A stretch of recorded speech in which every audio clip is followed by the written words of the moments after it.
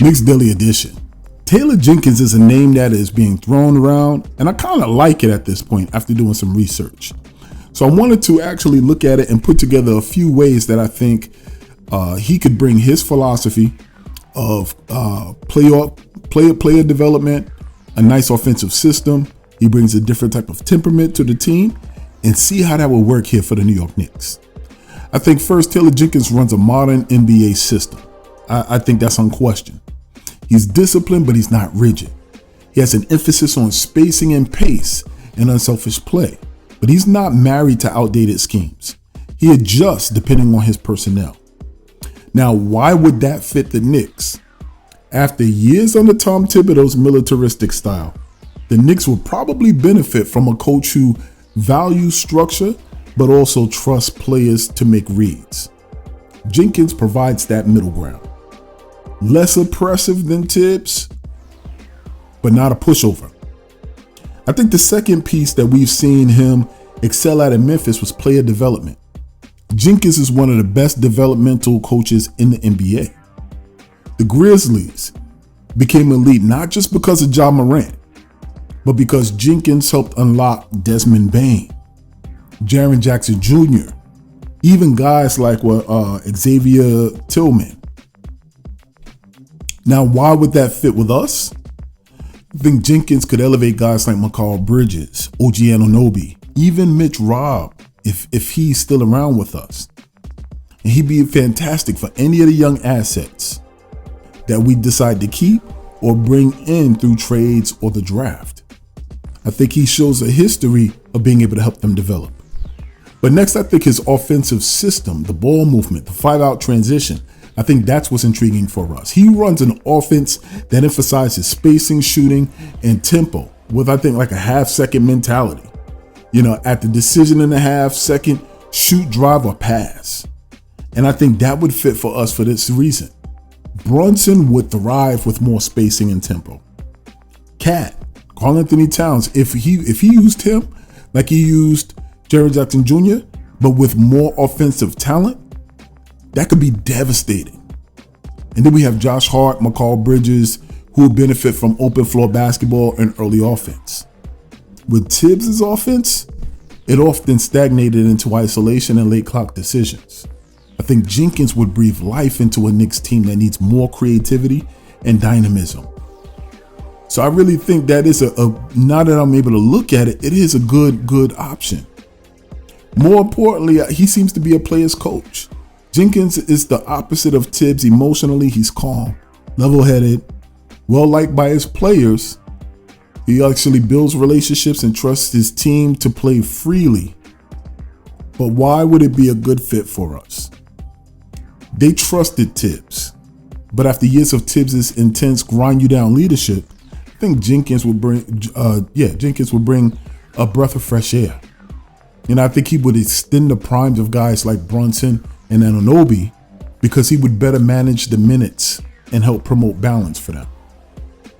But I think for this current roster, it really would be interesting to see how he fits with this current roster. It's so much potential there, man. I think OG Anunoby showed so much promise last regular season when Brunson was down. And I just didn't see that in the playoffs. I think Mikal Bridges with his mid-range game, man, I just think he would be outstanding and ideal. But I'm curious to see how those coaches turn out, with the Mike Brown and the Taylor Jenkins interviewing this week. We'll have to see. Even though there's positives, there are also downsides. And we're going to get into that right now. These players generally respected and appreciated Taylor Jenkins as head coach, especially during their rise from rebuild to playoff contender. But like with most long-term relationships in the NBA, and like we saw with Tibbs, that dynamic evolved over time. And towards the end of the 2023-2024 season, there were some signs of strain due to the losing and due to the locker room volatility that started to take place. So without that being said, we could talk about all the good things that might make him a great fit, but we also wanted to talk about what may be some of the things that led him to leave Memphis.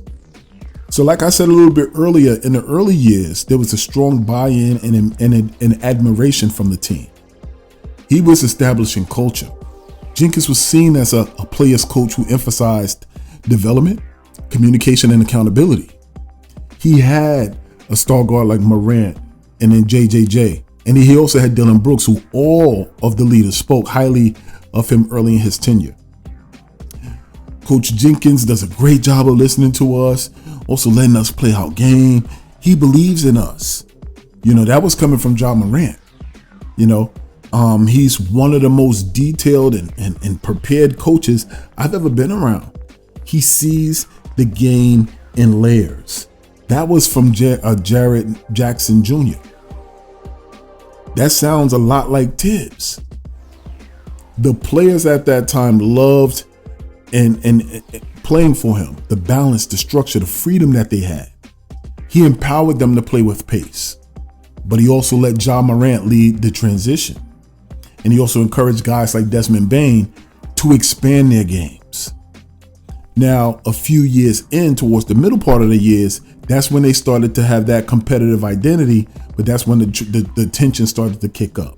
They started to get that swagger in them and the drama started to come. They started being known as the brash team, the dancing in the huddles, in the tunnels coming out. And it almost seemed like the coach supported it, but he didn't always rein it in. And he got criticized by some of the ex-players and some of the media for that. They wanted him to have tighter control over the locker room. You remember Ja Morant with the little shooting symbols or whatever have you? That was a problem. But even back, Bane was like, he gives us the keys, he let us go, he trusts us. So it's almost like, is that the trade-off? How often will you get in a player's face?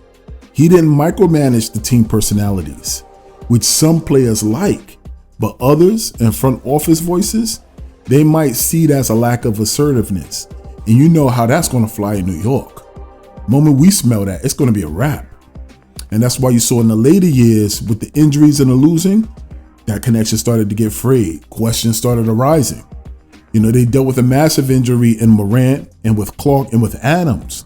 And then the team's performance began to suffer and then they missed the playoffs. Then some frustration reportedly grew in the locker room. That's how it always starts. About stagnant offense, stagnant sets, lack of in-game adjustments, all the things we talk about with Tibbs. Now, while no players publicly turned on him, there was that growing chatter from the local Memphis media that we never hear about. Insiders talking about his voice doesn't carry the same weight, especially with a roster full of young, talented players with big personalities. But still, you did have key players like Jared Jackson Jr. who continued to support him. We've got coaches back. We're a family. He's helped build that from the beginning. Everything that we heard coming out of our locker room as well. But we know how quickly that could go south. We know how quickly it can. So with any player, any coach that we bring in, there's going to be the possibility. There's going to be that fluffy talk. There's going to be that honeymoon period. But every coach has their flaws. So I really do think it's a great opportunity. And I do think that Taylor Jenkins, would be an interesting option for us. The whole key is, can he unlock the offense? But don't think any coach is going to come in here without bruises. What say you? Keep this in mind once again. There's no struggle, there's no progress. Remember this, whether it's in the real world or out here in these YouTube streets. Here in Knicks Deli, baby, everybody eats. I said everybody eats. I'm your boy Shit, and I'm out.